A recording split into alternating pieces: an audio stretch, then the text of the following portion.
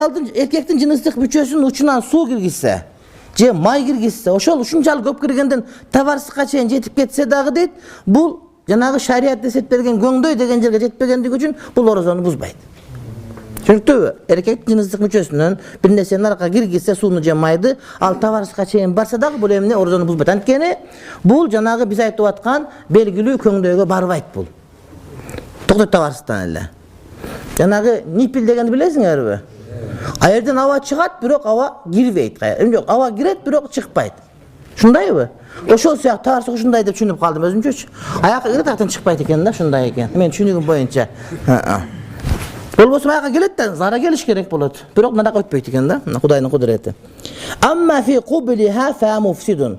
Бирок аялдын алдыңкы кабыретине, фаржына суу же май киргизсе, бул бузат дейт.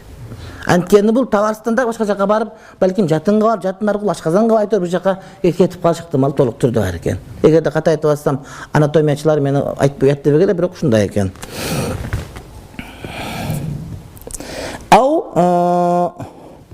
Ошондой эле эркектин дагы аялдын дагы дүбүр аркан кабыретине жанагыда май же суу киргизе турган болсо, бул сөзсүз түрдө эмне орозону бузат дейт. Орозону бул сөзсүз түрдө бузат дейт.